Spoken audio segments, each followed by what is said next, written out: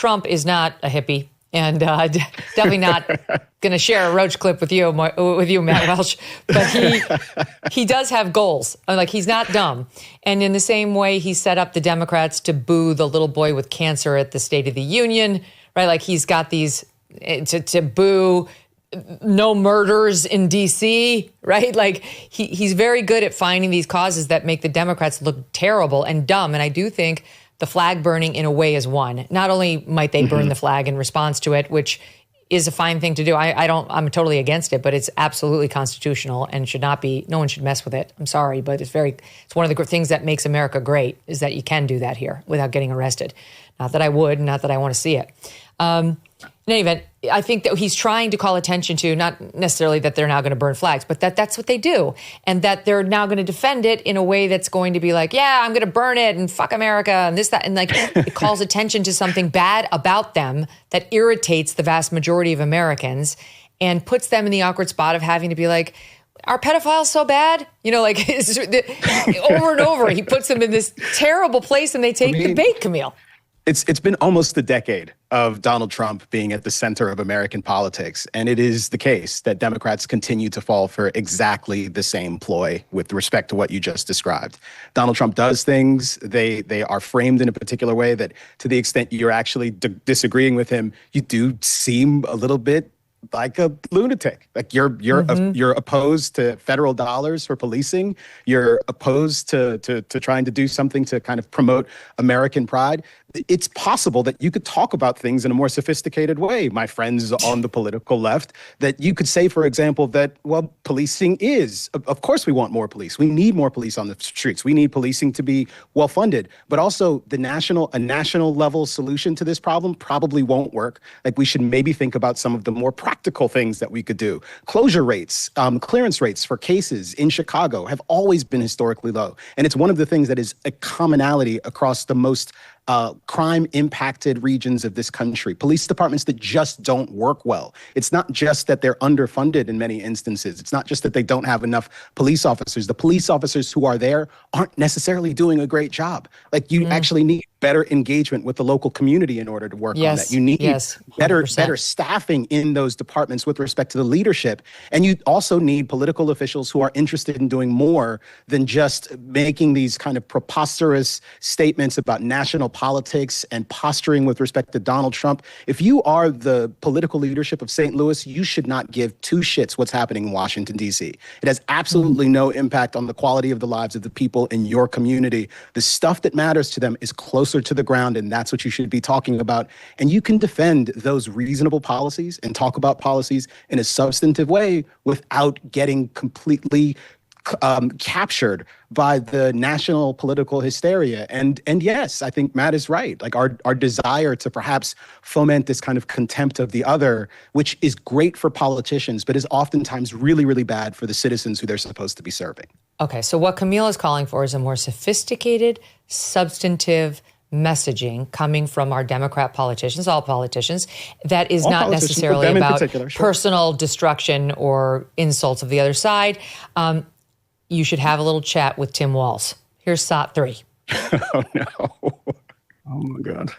The privilege of my lifetime was stand beside someone we know was the most qualified and would have been a fantastic president in a President Harris.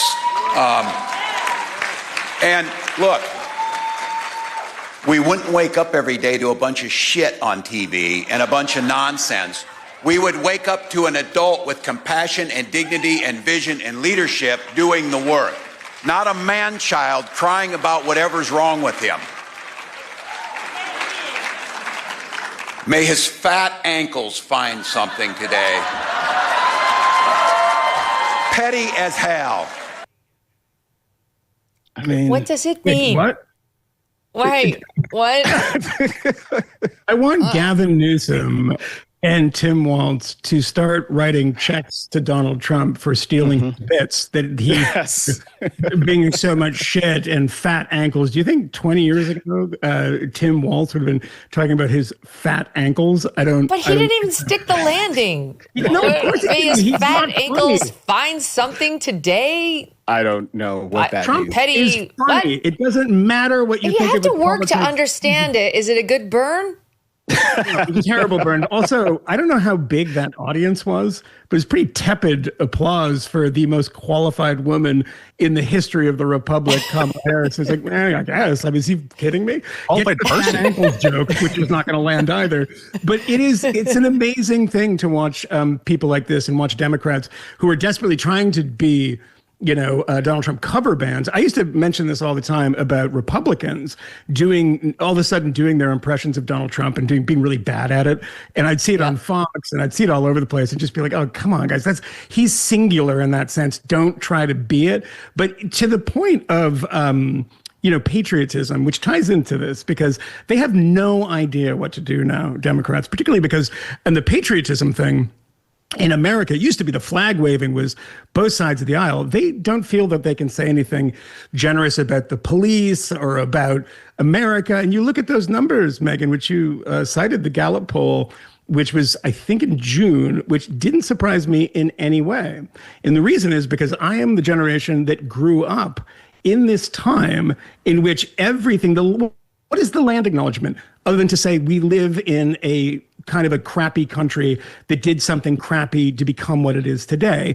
And then you look at, illegals who are being deported or being detained by ICE saying, as they're being shuffled away in front of a bank of TV cameras, saying that this is a corrupt government.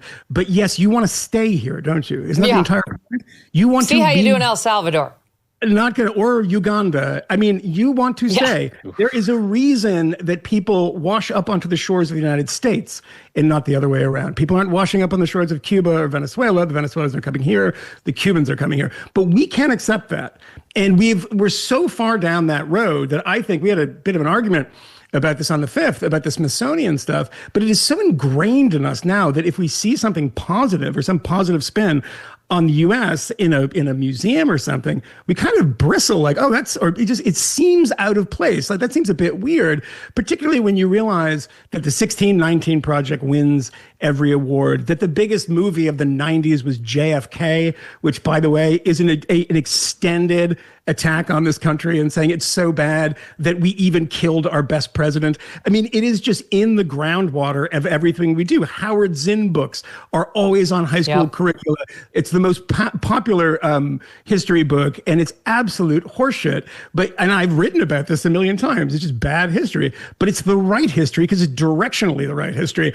And I think that if Democrats wanted to do something radical, they could, kind of embrace, because I think, to Matt's point, there are people that are in little Democratic enclaves that aren't hippie, Park Slope food co-op, Hamas supporting weirdos. They're people that are just like, oh, we voted Democrat our whole life.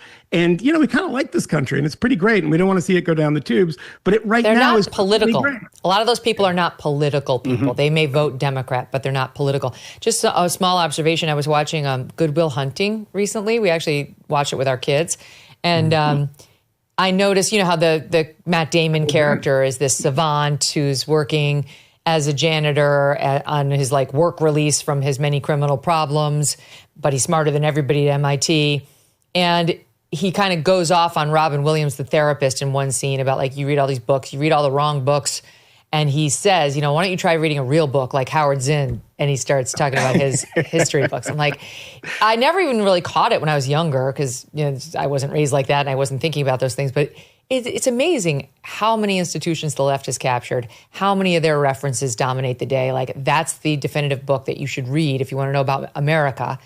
And that's still all over private schools in New York City. That's the one. Howard Zinn is their God, and he will teach you to love America right quick. He will, hate America right quick with every passing page.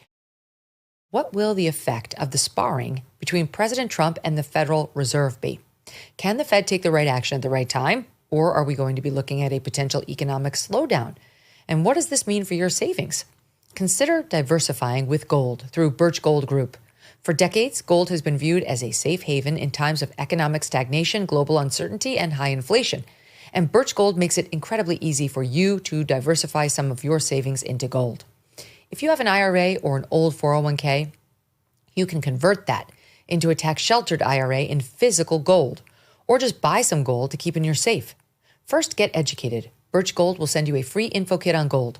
Just text MK to the number 989898. Again, text MK to 989898 and consider diversifying a portion of your savings into gold. So if the Fed cannot stay ahead of the curve for the country, at least you can stay ahead for yourself. Thanks so much for watching. If you like what you just saw, hit the subscribe button for more clips and full episodes.